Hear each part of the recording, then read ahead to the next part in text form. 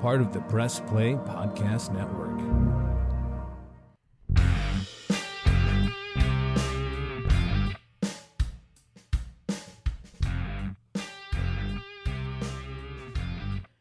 This is a professional introduction of a professional podcast. I promised I would deliver. It would not be chaotic, and I am delivering right now. This is the Ball Card Show, the sports podcast. For the Sports Collector, I'm Jason Otero. I'm Gary LeMaster. And as always, we are brought to you by the Press Play Podcast Network. I wasn't ready for that. I almost made it all the way through that. You clipped the hell out of it, too. Yeah, dog. Anything worth doing is worth clipping the mic If your speakers in your car are still vibrating from that, you're welcome. You need to go get you some Alpines. Yeah, you're welcome. Remember that when Alpine was like... I remember in high school, we had guys who would spend so much money on a sound system for their $600 car. Oh, yeah. And when they turned the subs on, you could almost see parts of the car falling off. Yeah. But the sound system was worth 3 or 4 times what the car was. There was a guy in our town who went by the nickname Ted Dog. I've been to the area of Indiana that you grew up in, so that's not surprising. Dude had some form of a Chevette hatchback, I believe. And he had full-on Pioneer cabinet speakers in the back seat of that car. 3-cylinder lawnmower engine. Oh, yeah. Yeah, dude, we were bumping. Oh, man. Yeah. I could not afford Alpine speakers at all, but I did have Pioneer speakers in my 89 Dodge Dakota long bed. Bald tires, single cab, brakes worked some of the time. Oh, one of the first gifts that I ever got my wife. We had only been dating, a month or two. And she had a 1998 Plymouth Breeze. Oh. And the sound system was not great, obviously, factory. This story's going really well. Well, no, you said It's Pioneer. heading somewhere? Yeah, Okay. I bought her a new dash system, Mm-hmm. and I, at the time, didn't really understand that the dash part of the sound system doesn't matter all that much other than, like, what you're looking at and touching and feeling. So I spent a bunch of money on a dash system, and it didn't really improve the quality of sound that came out of that piece of shit car. And thank you for that. And You're welcome. That's what she that said. That was one of the worst stories That's what she I've said. ever heard you tell. For those of you out there with the Plymouth Breeze, and, Don't buy a Pioneer dash system. Dash system. Well, I think you can feel us on that, and I'm glad that at least. Well, I don't know if anyone else can relate to that, but I do understand where you're coming from. And once again, we've completely derailed the show before we've even gotten started. Well, let's just jump into some stuff. All right, let's talk about the Super Bowl. It happened. It did. You and I watched that together. We had an interesting conversation before predicting what would happen, and kind of both of the things happened that we predicted. Your prediction was that the Niners would dominate the game, which for the first half, it really felt like that regardless of what the score said. It seemed like the Niners were just in control of everything that was happening. And then the thing that I said was if Kansas City can stay in that game, it's them. Like if they're able to somehow be close in this, but we both weren't sure that was possible. Right. Well, daggone it happened. Well, I mean, San Francisco in the first half should have been up 20-0. Like, I've never seen a team offensively be more in control of a game, and even defensively be more in control of a game, and yet shoot themselves in the foot over and over. First drive of the game, I don't think they had less than 7 yards per play. And then McCaffrey fumbles. Otherwise, they score on the first drive of the game and go up 7-0. Mm-hmm. McCaffrey fumbles. They get a stop, and then later in the game, they force a punt, and it glances off of one of their feet, and instead of just falling on it, the returner tries to scoop it up. Kansas City gets the ball, scores and right there. That all happened really fast. It was kind of weird, but I don't think it was a huge mental error for him to try to get the ball. It just didn't have time. Kansas City, for the vast majority of that game, did not win that game. San Francisco lost it. Now, Kansas City, at the end of that game, did do all the things that they needed to do. Let's talk about their path to the Super Bowl, because I think that's the one thing that's overlooked, because this team is quickly getting the treatment that the Patriots got for several years. Right. Because they keep winning, and they're annoying, and they're on TV all the time, and okay, for those of you at home, Gary just decided to rip the microphone crudely off of the stand. Yeah, that happened. So now you get to listen to him screwing the microphone back onto the stand. Why don't you mute me real quick? No, I think we should share this with everybody at home real easily here. All right, Gary, you got it. I don't, though. That's the problem. No, hold on a second, people. So what you missed was Gary manhandling the mic and destroying it. I tried to adjust the mic, and I don't understand my own strength sometimes, and just popped the your head Sasquatch right off. hands just ripped that. So where were we? Oh, Kansas City. So let's talk about the path. Miami, Buffalo, Baltimore, Niners. Yeah, they ran a gauntlet. I don't think. Did they have a harder path forward than the Niners did through the playoffs? I don't think so. No, I don't think so, because the Niners had to bye. The Niners did have to dig deep to beat the Packers. Yeah. But again, if you just watched everything but the score, and you just watched that game, and you never saw a score, and you never saw scoring plays, you would think that San Francisco won that game by 30. I disagree. I do agree with that in the first half. I did not feel like the second half looked like that at all. No, the second half, Kansas City was stopping their offense. Well, Shanahan, for some reason, abandoned the run game. It was eerily similar. It was eerily similar to the Falcons-Patriots Super Bowl when the Falcons were up 28-3, and they lost the game. And Shanahan was the offensive coordinator there. For a quarter and a half, they just abandoned the run game with a lead. It made no sense. Yeah. And then they were like, oh, we probably ought to run the ball again. And all of a sudden now they're marched down the field and doing what they have to do. And there were so many plays in that game that could have gone in a different direction. The punt that was a turnover. If that doesn't happen, the game probably doesn't end the way that it does. The game gets to overtime. If Jake Moody doesn't miss an extra point, the game doesn't even get to overtime. I don't like Niners playing those games game. because you have different, like Kansas City responds differently because they'd be down. Right, but even in overtime, let's talk about in overtime. The Niners get the ball, which was a weird choice, and it came out later that some of the players didn't even know that. I heard that. They did not the understand overtime rules. But Niners get the ball, they march down the field, and they get to a 3rd and goal, and if the Shanahan dials up a fantastic play call. If the right guard can hold up for 1.5 seconds against Chris Jones, it's a touchdown. Mm-hmm. But he holds up for about 0.2 seconds, and Chris Jones is right in Brock Purdy's face, and he can't do anything but just chuck it away. Yep. There's a guy about to be wide open for a touchdown, and there was no time for it. Now, I will say this. Anybody who watched that game and said to themselves, oh, Brock Purdy's definitely a fraud, is an idiot who doesn't know football at all. I haven't seen a lot of that on the socials. I've seen a little bit of it. And if you're that guy, listen very closely. Either shut up or learn football, because you don't know what you're talking about. Brock Purdy made more wow throws in that game than Patrick Mahomes did. And it wasn't even close. You ever thought about asking him on a date?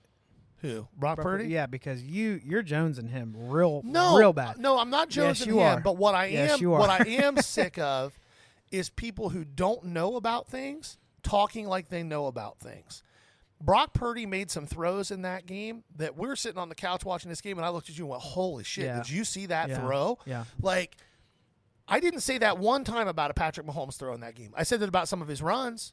I said it about some of his escapes. I didn't say that one single time about a throw that he made in that game. But at some point, he's getting lumped into a class of quarterbacks that you don't give that quarterback a minute.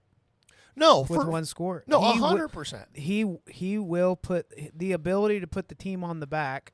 The his fact back that is- the fact that the Niners let him pick up 3 first downs on read that option long plays. run, yeah, On read option plays. And especially when Nick Bosa had done such a good job the whole game of maintaining outside leverage. yeah. Look, this is a great point. Let me interrupt you.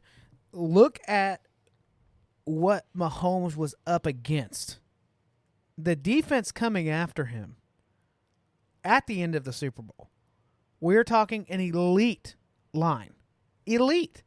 The best, Yes. right? The Who's? most talented. The Niners line. No, not even close. What are you talking about? You got one All-Pro on that line. The rest of the line is average to below average. I would disagree with that. Well, the PFF numbers speak for themselves. Okay. Chase Young. Oh, you're talking about defensive line. I thought you were talking about the Yes. offensive line. Yes. I'm sorry. I thought you were Like, talking you're about their a offense. moron. No, I thought you were talking about the offensive line. No, PFF that. No, the defensive line is spectacular. Yeah, I so thought you were talking about their offensive line. That is, if you look at, of course, the Niners are probably like on paper the most holistic, excellent team, right? Both sides of the ball. Drake super Greenlaw talented. getting hurt a lot too. Yes, for sure. Which was terrible. You just saw him like getting out there, and you're like, "That's Achilles." Yeah, and he Did they confirm that? Was it Achilles? Yeah, Okay. and he just was going back onto the field. Yep. But for the team so for Mahomes, what I'm trying to say, and I'm doing a poor job of it, is for him to put that drive together with the plays that he put together took a real set to call those late in the game. Yeah. Those running those options. And against that defense that he did, I don't love the guy personally. I'm not even sure I like him, but I'm starting to feel some similar feelings that I felt against Tom Brady. Now, I'm not saying he's the GOAT, but I'm starting to feel that way where it's like, won't this guy ever freaking lose? Like, I'm tired of seeing it. I would say that he's a ways away from being anointed the GOAT, but but I don't think that there is an argument that can be made that's in any way, shape, or form logical that Mahomes is not one of the 3 best quarterbacks to ever play in the NFL. And I don't like even hearing you say that. I know, but I don't think there's an argument that can be made that he's not. Yeah. Some weird stuff happened too. You have the Kelsey on the sideline getting into it, bumping into Reed. I didn't like that. No, at all. Jason called him out on their podcast this last week about it. To Reed's credit, he wasn't mad about it. One of the things that Jason Kelsey said that's true, and this you probably find this in your own life. If you have any type of, now this doesn't count for strangers because we've all had road rage and yelled at a stranger or whatever else, but the people in your life that you're around on a day-to-day basis, you're not going to do that to anybody that you're not super close to. Not at all. Like we tend to dump on the people that we care about the most because it's who we can get away with it with. Like they're who catches the brunt. And Kelsey and Reed are extremely close. And yeah, Kelsey crossed the line. And if this was not professional sports, he would probably have not stepped another foot onto that field. Let me ask you a question. Yeah. That happens week 10. Yep. Is he suspended? No. You don't think there is a consequence week 10 if that happens? No. Interesting. I'm not so sure. The only reason I say that is because it is very apparent the type of relationship that Kelsey and Reed have. That's exactly what every PR person would want them to say. No, that's fine. Yeah. I'm just saying I don't think there is. I think that you've got Travis Kelsey, and you've seen it from his brother too. It all stemmed from him wanting to be in the game on a crucial play, right? So okay. they were going down to score, and Pacheco fumbled, and he fumbled because the tight end to that side couldn't hold a block. Yes. Yeah. And so Kelsey had just been taken out of the game in a package and was not happy anyway, and then that happened, and he's like, put me back. That's not going to happen if I'm on the field. You can't take me out in those situations. Like, that's a hyper-competitive dude who cares about winning. And did he take it too far? You're damn right he did. Yeah. Would he probably, in the exact same situation, if this one hadn't happened, have done something. So I don't think he meant to bump Reed. I think that Reed was a little bit off balance, and it just kind of happened. It was a terrible look. It was not a good look. But no, I do not think that if it happens in week 10 that he gets suspended or anything. Yeah. Well, hopefully Kansas City starts to fall flat, but they're probably not going to. I do want to talk about one thing that's fairly serious regarding this, and we did not talk about this before the podcast. Did you see the news yesterday? Yes. Okay. I don't know what you're regarding because there's a lot of stuff on the news. So at the victory parade Yes. for the Chiefs, there was yet another mass shooting. We had a fantastic Super Bowl, one of only 2 Super Bowls that goes to overtime. There was a little bit of drama on both sides. It was a really great game. It was even pretty well officiated, even though the officials let both teams hold with impunity. But it wasn't a one-way officiated game, which I think a lot of people were worried about. And it gets sullied by something awful like that. So the people who were victimized in that are condolences go out to those families. I'm not going to use terms like thoughts and prayers because it's completely ineffectual. It doesn't do anything for those people other than condescend to them, in my opinion. Unless somebody appreciates people praying. Yeah, for them if because somebody they believe in appreciates that, cool. which I'd say there's probably there's probably some hundreds of millions in America that would appreciate that. But I have also seen those stand-up comedians. So thank you. Yeah, but at the end of the day, though,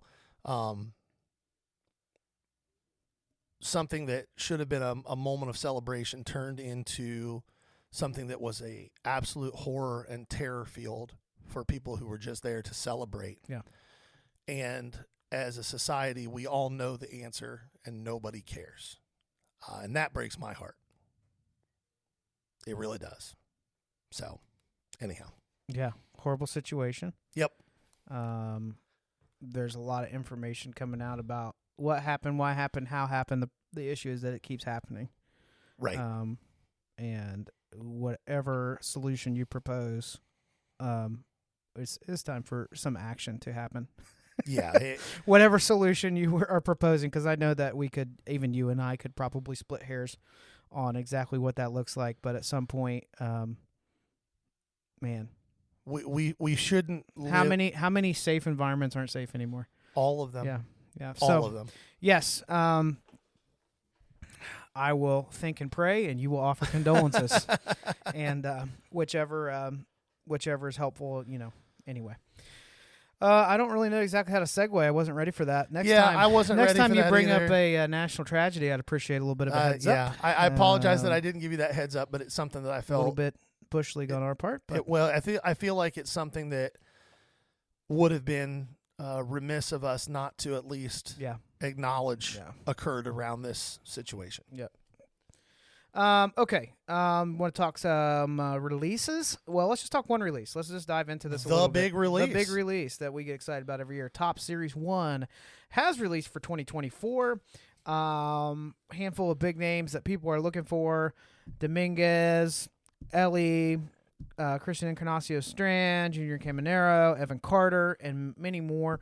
But they've done a few new things with this set. First off, let's talk about the border, the two-tone border. It is a very polarizing border. People love it or people hate it. I am in the nope, no thanks for me. So when I picked up a few hangers yesterday because it was the first day it was out.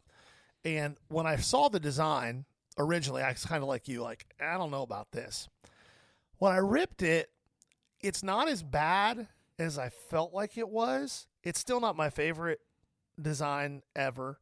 I will say that it's an interesting choice to go with a polarizing design when the insert card, the throwback insert card in this year's is 89 Topps, which may be one of the uglier sets that Topps ever produced. So having one of the uglier sets Topps ever produced as the insert set, along with a overall design that is not at the top of the rankings, in my opinion. Now, that being said, the design is at least original. The last 4 or 5 years, we've gotten some variation of an older Topps design. If you look at it, you go, oh, they just decided, like last year, go look at 83 Topps and go look at last year, and you're going to go, oh, they just made the round edges square. Mm-hmm. Like, that's all they did. Yeah. At least it's an original design. I do think that people will like the fact that it's going to be very easy to determine centering. It's going to be very easy to determine, True. Stuff like that. But that dark border at the top, 10s are going to be tough. That's something to think about. 10s are going to be tough. If you're stocking up on a rookie and you've got one that's not whited out. Now, here's the deal. For those of you that started right when the boom was happening around the COVID era of hobby cards, if you plan on flipping cards, you better already have some on the way from a break or some that you already are sending off to your preferred grader. And as soon as you receive those, hopefully you expedite it. Get those things listed on eBay or get them for sale wherever you sell them.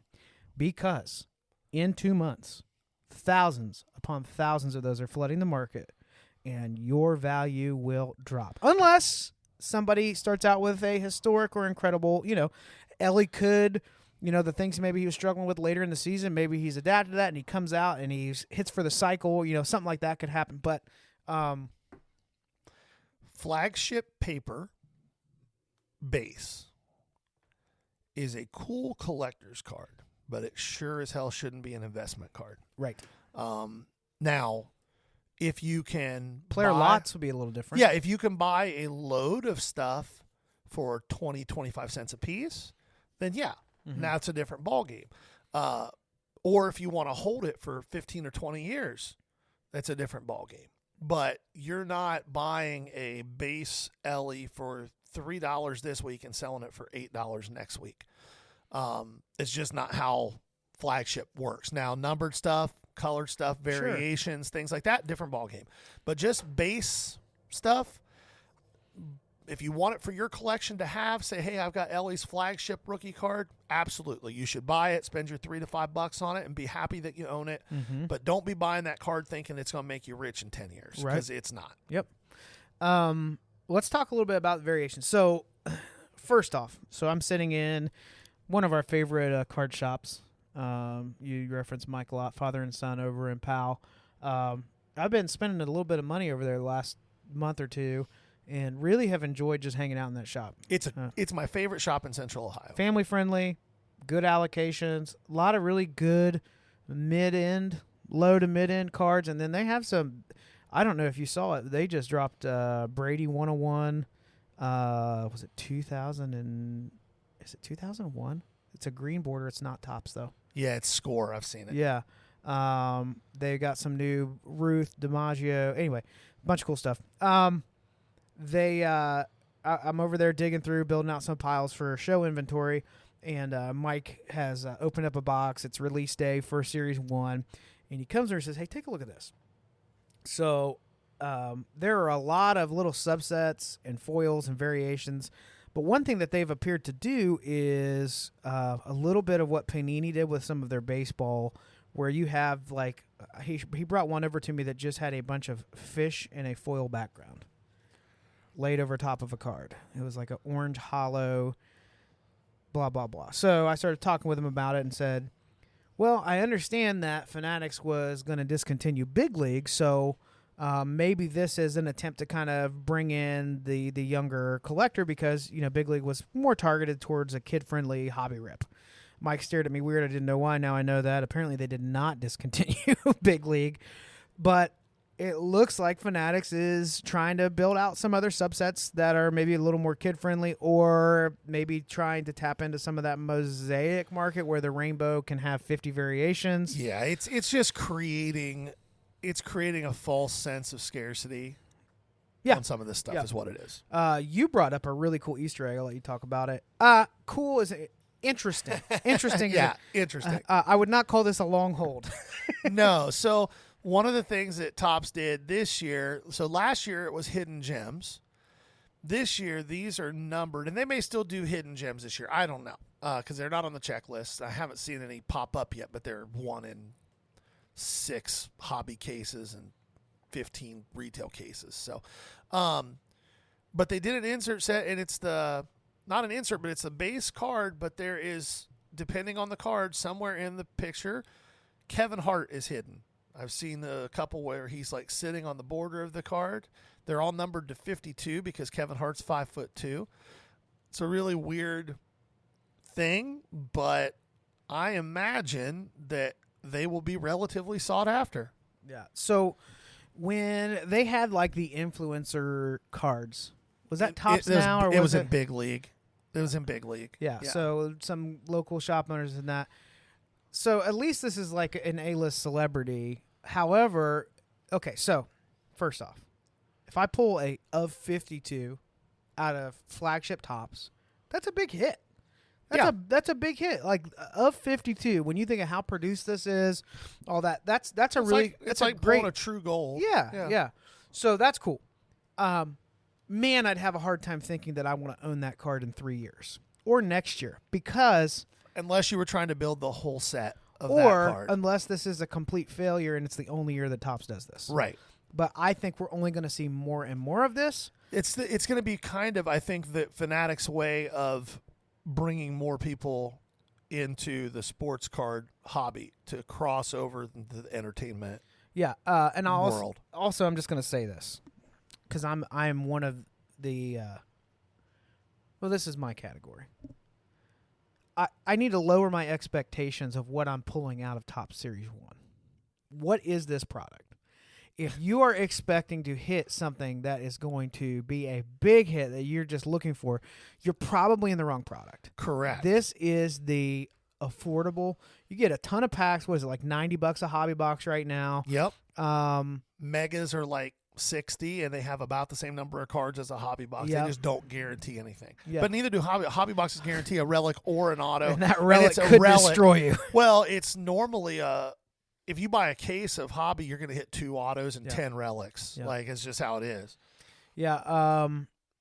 But that product is an introduction. It's the product that most of us started on. It's probably a good chance if your first cards that you opened were baseball cards that you were opening some Topps, flagship, some paper.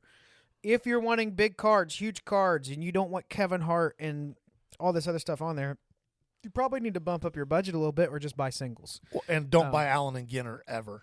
Yeah, although somebody sent me a older Allen and Ginter Ichiro Rainbow that was completed except for the 101s. Yeah. I liked it. No, Allen and Ginter's a cool set, but if you don't want cards of tractors or celebrities, it's maybe not the This go-to. is a image of a retina. Yeah. Because the irony is they're going to be looking at it, not knowing why it's there. So, yeah, Topps Series 1. So they got this. I don't know. I think it's probably good overall for the hobby that they're doing some of this. I really don't need 50 subsets inside of a product. The example for me is I'm not a big Mosaic fan, on the Panini end of it. I don't need that many variations. I don't need that many products. I don't do your refractors, do your color and all that, but I still will probably go pick up a few megas and rip those, store away. Again, if you're like on the investment side, the only play really, in my opinion, that is, a lower risk is buy them, sleeve all the rookies, put them in a box. If somebody pops, sell the lot. You have 10 of them. Now you're selling them and they've gone up $5 or $6 or $7. If it's short print, you can send it off to graded or sell it. But I sure love going through some of my top stuff and finding rookies from 4 or 5 years ago that are like, oh, wow, these are $4 or $5 a piece now. I didn't expect that. Yeah. So, anyway, it's out. You want to talk about some pickups this week? Oh, my gosh. It wasn't on our list, but we both were in buying mode this week pretty hard. Yeah. We both got our next card for the for the 5K. Yep. You want to tell them what you got? Sure, yeah. So, I had just sold the Jordan right before last episode. I actually got paid on the bottoms deal for that right away. Man, when you put out a feeler, here's what I'm looking for. It's still tough to get anything close or people that are willing to be within your budget on it. I had done a few sales on Facebook and made a little chunk of change to upgrade my inventory. As I mentioned, I'm trying to move out of this $1 and $2 box stuff, maybe have 1 box of each, and then just really beef up, for the most part, like $10 to $50 cards, right? I did happen to stumble across, when I told somebody I was looking for lots, a Anthony Munoz 1 of 1. It's out of Zenith. It's a really cool image of him. There's sticker autos, I believe. Let me double check. But I tried to do some research on it. I could not find much in the way of 1 of 1s of Munoz. I think it's a super no-brainer for me with having card shows in Ohio to have one of the greats on there. So I was really pumped with that. What else did I pick up? I picked up so many lots. Well, you got your new card for the challenge, yeah. which was 2013 Topps Chrome Purple Refractor Arenado PSA 10. It's a card I might actually buy from you. Like, well, you're going to try to work me down on the price, but we'll see what happens. I picked it up for $270. I posted it in the group, so it was interesting. This guy I have had a hard time finding. So the price point that has been challenging for me to find is the $300 to $400 range. There just has been a lot of $150, maybe $225, and then it just kind of leaps to $500. And I don't know if you found that. Maybe it's just what I'm interested in is that way. Right. But I didn't see much. This guy had $350 on this card. I said $270. He said maybe $320. And then I looked around. He had some other cards that were good for the showcase. So my philosophy was, if I could buy another card from him at exactly what he's asking, and it's an interesting card that draws people to my showcase, even if I can't make much off of that card, but I can bring that Arenado down to the price I'm wanting by kind of bundling that, it's worth it. So that's what I did. I picked up a Manny Machado Gold Mini Topps Rookie, numbered to 62 in an SGC 9. Really cool card. Comps are a couple over the last few years. It's a card that, because it's a mini, the pack that it was in, like, those cards move around, so edges are usually pretty torn up if it's a gold or a black or whatever.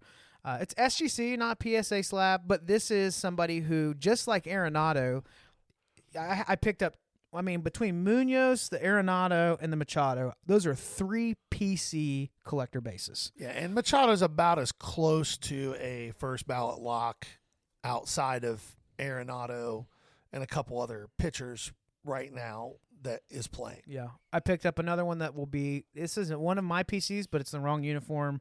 Ricky Williams, flawless on-card auto in the Saints uniform to, I think it was like to 25 in a BGS 9 or 9.5. I think it was a 9. It was a 9. Yeah. So really pretty card, but those thick cards are tough grades. And then a bunch of like ultra-modern football rookie patches and autos. Not huge cards, but a lot of stuff. So I was really proud that I didn't do what I usually do, which is go buy $500 worth of dollar cards for $50 over and over. Right. And over. The problem is that's a really good way to make $1,000 a week on Facebook. The problem is you're spending 2 days on that. Right.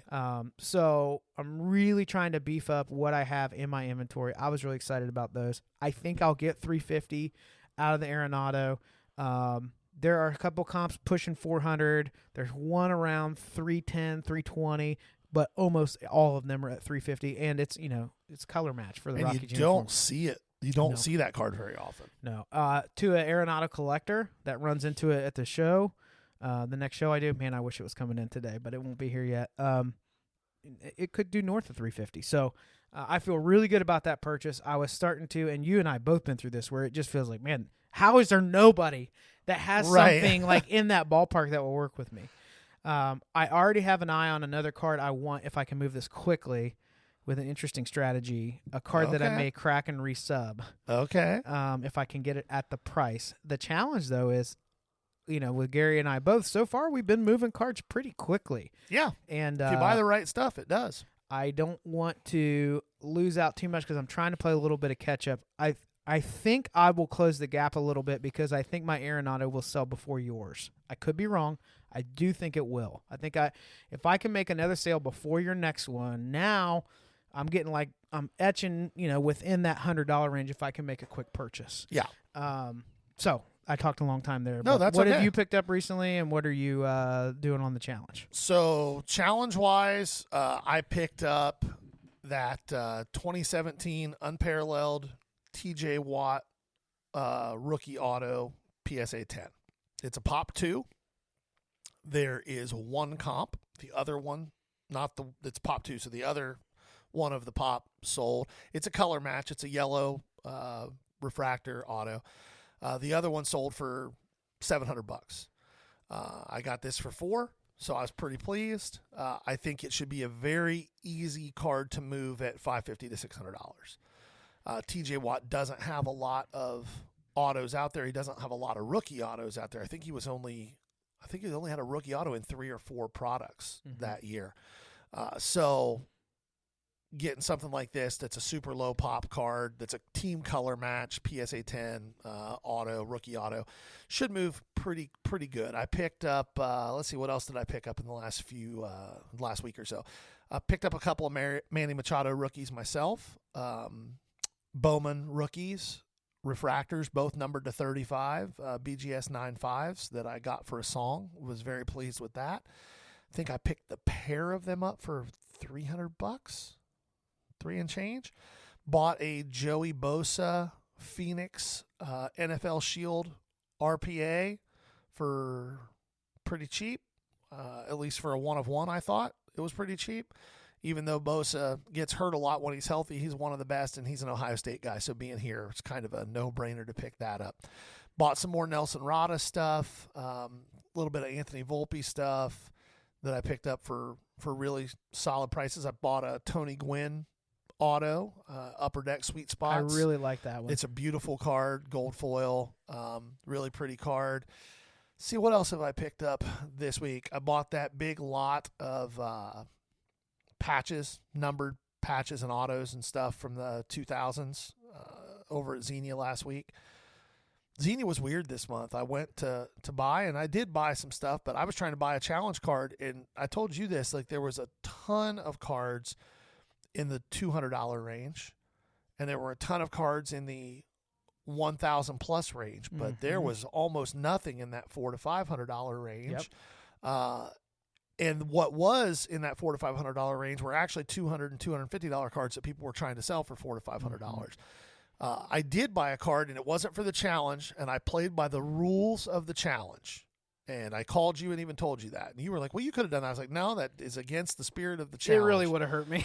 I bought a Matt McLean PSA 10 gold rookie auto, 1010, and I got it for what felt like an absolute steal. And I was able to do that because some people will sell off of one comp, and the card only has one comp as a PSA 10. It's like a pop 5 card. It's not a high pop card.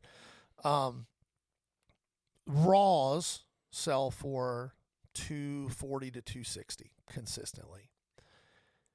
There was one PSA 10 comp that sold on like a Tuesday at 4 a.m. for $310. So I was able to get the card for $300. 4 days later, at SGC 95 sold for $360. So I think it's every bit of a $500 to $600 card, especially once spring training kicks in. Yeah. I think it's every bit of a $500 to $600 card. So pick that up. Yeah, there's been a lot of buying. Like I said, I bought some Nelson Rada stuff. I bought a True Gold, bought a of 10 Bowman Platinum, but still an of 10 auto. I had a card kind of like that. I picked up the Wembanyama NBA Hoops Sheesh. Have you seen this? It's a hold on. Let me pull up a photo of this for you. I think it's pretty cool. But it was the Wembanyama stuff. It's interesting because everybody's complaining about where his autos are, this and that. So in my opinion, I'm snagging up. If there's an insert rookie, that's just a little. I mean, and I don't think I spent a lot on this. Maybe $20, $30. I'm trying to find the image here, but I bought a press proof retro series Wembanyama for like $5. It's like a $30 card. While you're pulling that up, though, I picked that stuff up. The Radas that I bought this week, I bought an orange Bowman first. I bought a gold Bowman first. I bought the of 10 Platinum auto. I bought a PSA 9 refractor auto, and I bought a Volpe Aqua Topps Chrome. Oh, that's an interesting insert. This isn't a PSA 8, so I'm getting, raw whatever, but it's a Wembanyama rookie. And it's if you paid cheap enough for it and it goes raw for $20 to $30, crack that thing and sell it raw. Yeah. Anyway, a lot was picked up. It's been a big buying week. The second Rada lot that I bought yesterday was a left field one. I wasn't planning on spending the extra money this week, but it was too good of a deal to pass up. Okay. Where were we? Well, we got to get into some prospecting. Yeah, it's prospecting time. All right. So we are running through the 80s, 80 to 71, out of Gary's top 100 list that we've been working through, and I will let you get this kicked off. First one we're going to talk about is one that you're really leaning pretty heavy on, Nelson Rada. Yeah, so Rada checks in at number 80 on my list. Now, you're going to, if you're a prospecting person, you will see him, if he's on other people's lists, he's going to be in the low 90s in all likelihood. I'm just really high on this kid. I'm not high on him because I bought his cards. I bought his cards because I'm high on him. I made one accusation, and he needs to point that out. He just turned 18 like 3 weeks ago. He spent his entire season last year as a 17-year-old in full season ball in low A, where he all he did, playing almost 4 years under the average age in the league, all he did was lead the league in hits, had an OBP at almost 400, walked just about as much as he struck out, and played really good defense, stole a lot of bags, and is a non-roster invitee to spring training, just turning 18. He's not going to stick with the big club. Don't have any weird ideas that that's going to happen. But just the fact that a kid who spent an entire year at 17 in low A got a non-roster invitee to spring training is a big, big deal. Jason and I don't necessarily disagree on his swing. We just disagree on outcomes with him. I think that he has the frame and projectability to grow into average power. Right now he's fringe, a little bit below average, a tick below average. But when he barrels the ball up, he is touching EVs in that 107 to 109 range. That's average power. Average power is 15 to 20 jacks. If you hit 15 to 20 jacks, play Gold Glove caliber defense, steal 30 to 40 bases, and hit 300, you're an all-star player. Yeah, I think Rada is going to hit 300. I do think he's going to steal those bases. I don't think he'll have that many jacks. Few reasons with the swing. One, I don't think the power is, well, let me say this. I don't think the power is consistently there. When he hits the bat on the ball, if you watch his highlights, a ton of just like blazing line drives through the infield.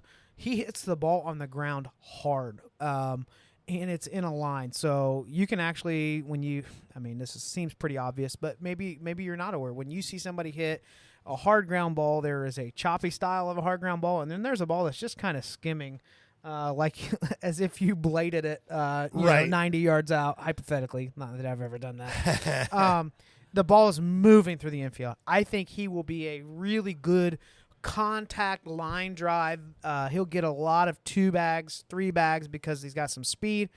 I don't think he has a swing that is set up for the launch angle, or I think he's somebody where there'll be a lot of line drives that carry and end up being home runs. Do you think that's a strength issue though? Because no, I think it's a swing issue. So I think it's a when swing I issue. watch him swing, the reason I ask that, I know you want this to be a 30-jack guy. I don't think he's going to be a 30-jack guy. I don't necessarily think he's going to be a 30-jack guy either, but I'm asking you a question from a mechanic standpoint, okay?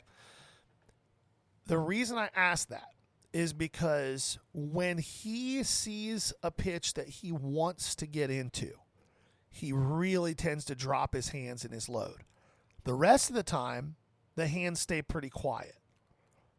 Is that because he needs to grow into some man strength so he doesn't need to get that extra little whippy action to generate power? And if so, when he gets into that man strength, do those line drives turn into some home runs? I think his swing is designed for line drive hitting. And there are a few guys on this list where it is a very different swing. You know, one that we're not going to talk about a whole lot, I don't think we're even mentioning him because we talked about him last year, is Jacob Melton. That man swings. His swing is designed for long, high Fly balls, drives yeah. and fly balls. I do not see this with him. I think Rod is going to be fantastic. I think it's a lot.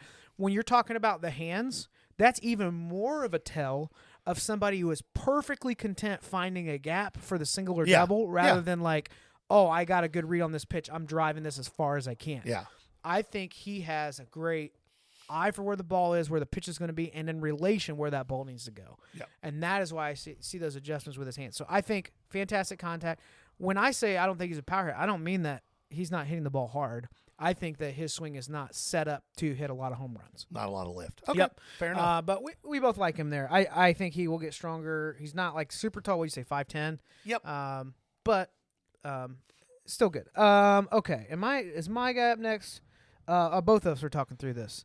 We're staying with Ohio. Manzardo with the Guardians. I'll kind of give my little note here, and then I'll let you give your monologue because you've got a lot of good info on him. But the thing that I really liked with him is with Manzardo, he stays low and stays with the pitch. So we talked about this last week with one of the other hitters.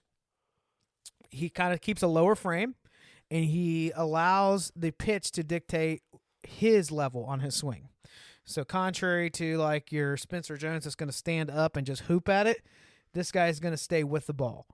Typically, if somebody has a good contact rate, they're going to get on base a lot with this because they're super dialed into where the ball is going.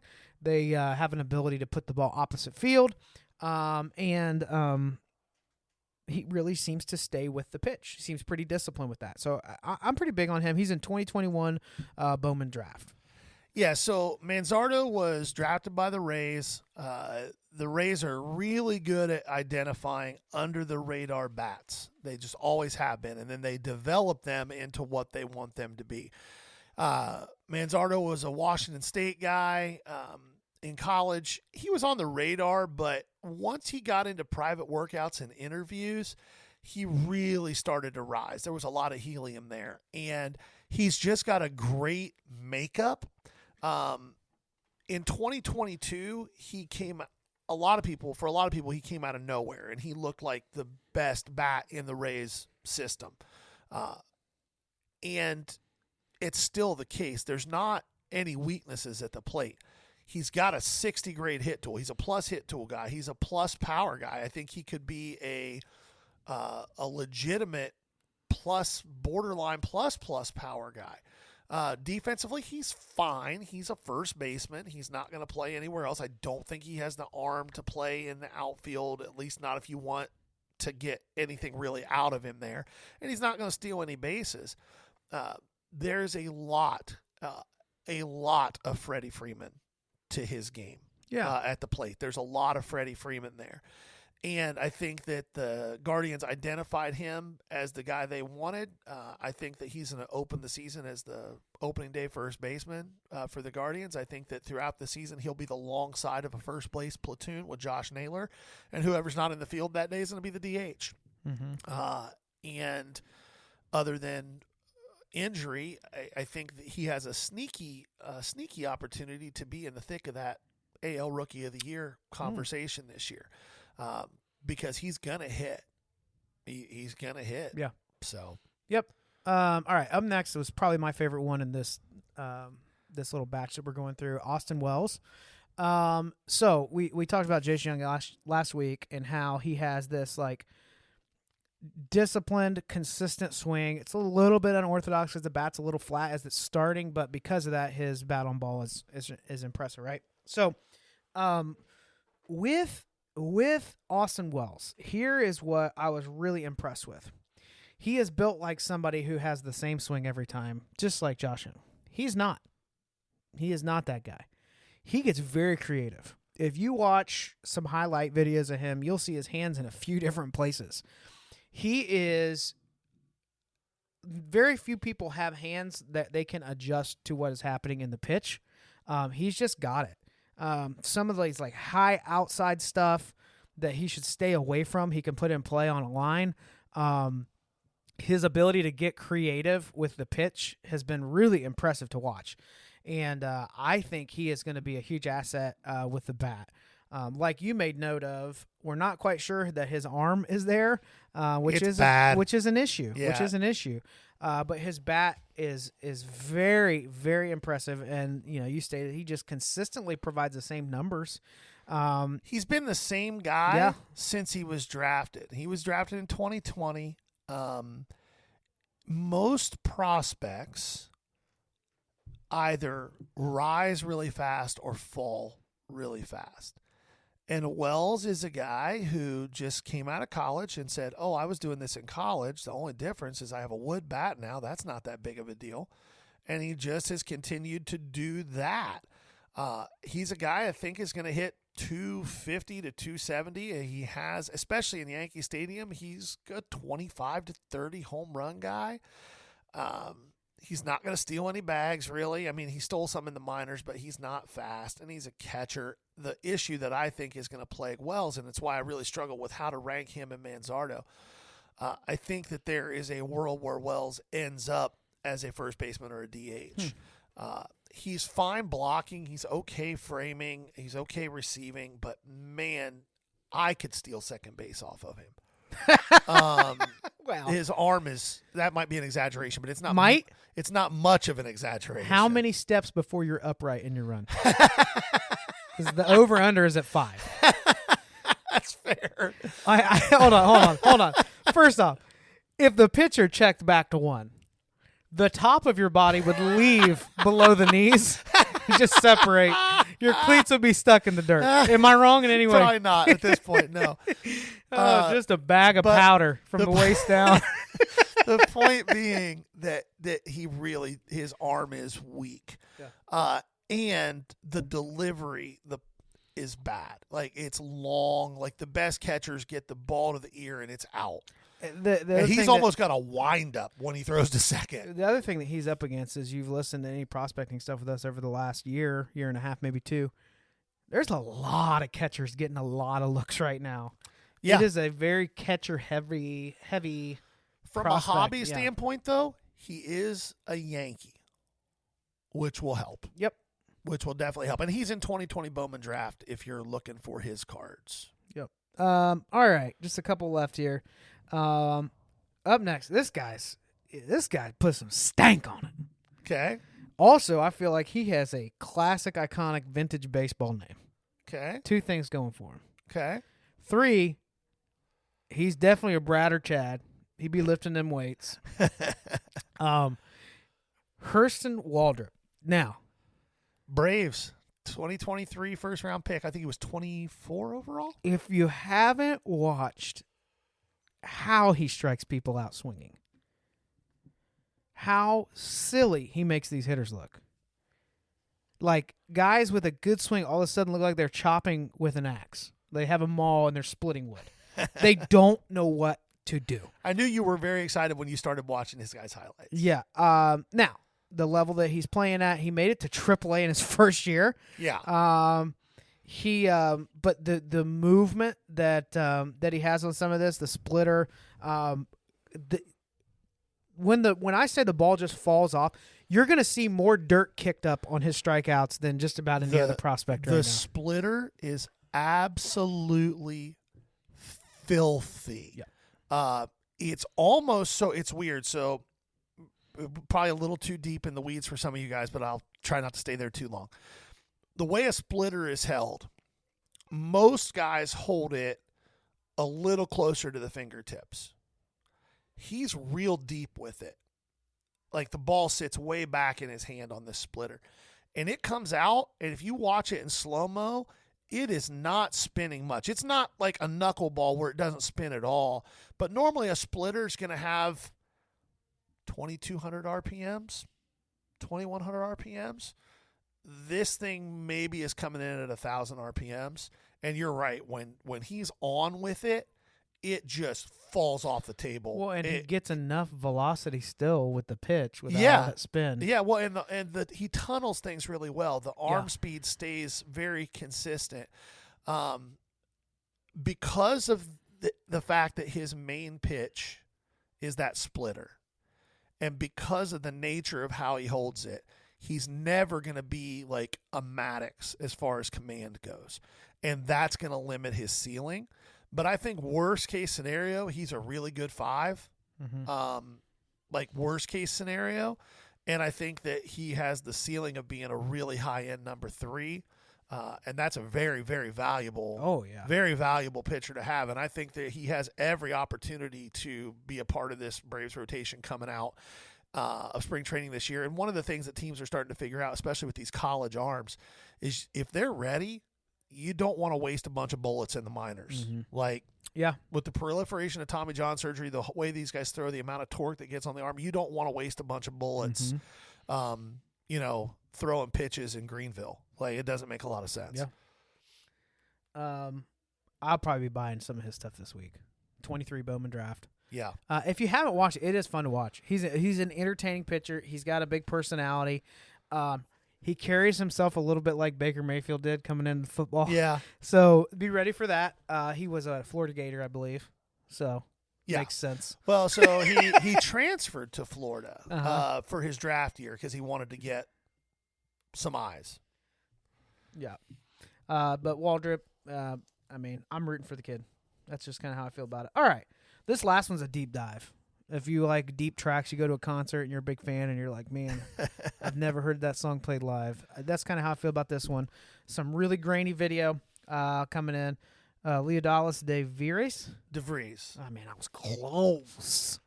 I was not able to find more than just a couple videos of this swing, but I did find someone that I thought was very similar with. But I'll let you jump in first here. Yeah, so if you want to see some film on Leodalis DeVries, shout out a great YouTube channel that we found, the Castro Brothers. If you are a baseball nerd and you want to get some deep dive on mechanics and comparisons, these guys are really, really good. And they've got some good content on DeVries. So DeVries has been, since he was probably 12 or 13 years old, considered the number one guy for his class in the IFA, period. So he was the number one ranked IFA guy, not named Yamamoto this year, that was eligible to that had never played professionally. So quite a qualifier. Yeah. 6'2", 185 pounds. He's from the same town in the Dominican Republic as Jose Ramirez, and kind of styles his game after Ramirez. He's a shortstop. He's a switch hitter. He really has the potential to have 4+ tools. I don't think that he's ever going to. Your arm is kind of your arm, so the arm is always going to be kind of, average to fringe plus. It's not great, but the power is there. He is going to add another 20 pounds, 15 pounds of muscle, like good body weight, and I think that he signed with the Padres for $4.2 or $4.8 million, something like that. There's just a lot of juice there. Really good movements, good motions, good actions in the field. He can run. He has 60 game power right now. The hit tool is currently average.